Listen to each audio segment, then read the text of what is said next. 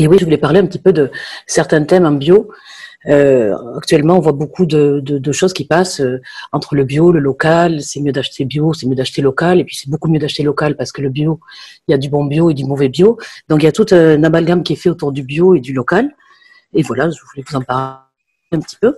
Et c'est le moment. Donc, il C'est y a le aussi, moment.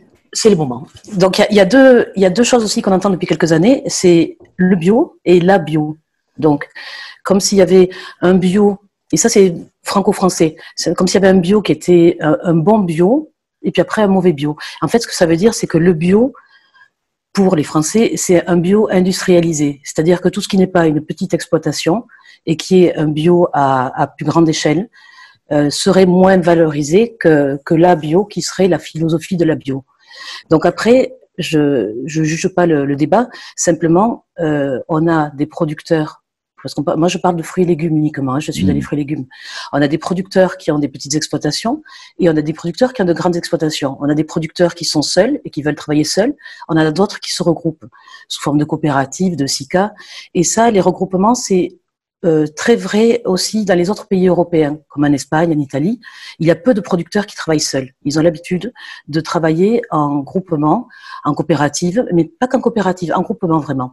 Et en France, on a, surtout dans le sud de la France, on a plutôt des producteurs qui vont travailler tout seuls, parce qu'ils ont cette crainte de la coopérative des années passées, qui gérait absolument tout, et eux veulent la maîtrise de leur production. Voilà pour ça.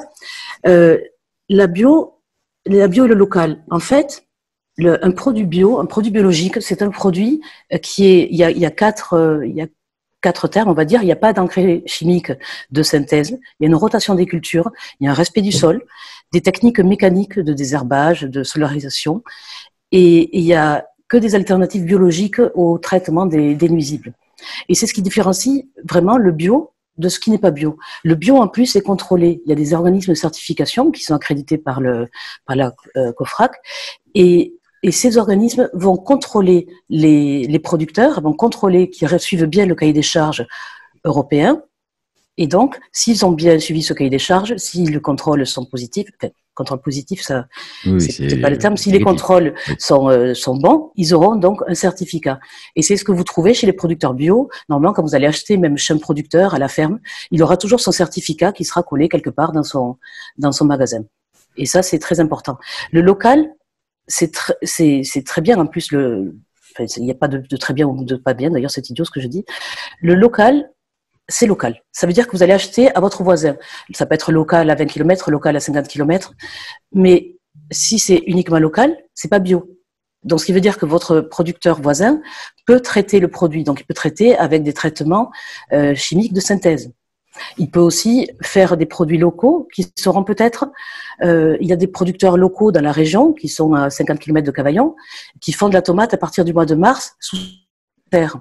Or, pas forcément des serres chauffées, mais sous serre.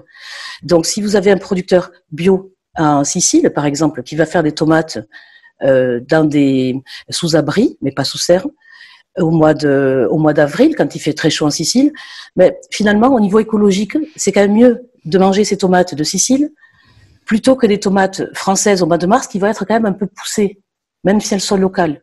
Donc, c'est un petit peu tout cet amalgame qu'on entend aujourd'hui par rapport au bio et au local. C'est pas parce que c'est local que c'est forcément écologique. Et il faut vraiment faire la différence entre un produit biologique. Il n'y a pas de bon ou de mauvais produit biologique. Produit biologique, il y a une réglementation européenne. Et ça, c'est un point important aussi, parce que j'entends aussi beaucoup le bon bio et le mauvais bio. Tous les pays européens suivent la même réglementation européenne qui date de 1991. Le règlement a été revu, il va changer peut-être en 2021 ou peut-être on est en train de voir de le décaler à 2022. Mais tous les pays européens suivent le même règlement. Donc ce n'est pas parce qu'un produit vient d'Espagne qu'il n'est pas bio. C'est pas parce qu'il vient d'Italie qu'il n'est pas bio, c'est pas parce qu'il vient d'Allemagne ou d'Angleterre qu'il n'est pas bio.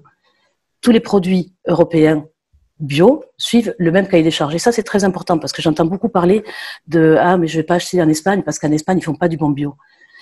L'Espagne a une très mauvaise réputation en agriculture en général. Ça date d'il y a très longtemps, ça date de certains produits, ça date de certaines choses, mais ils suivent le règlement européen.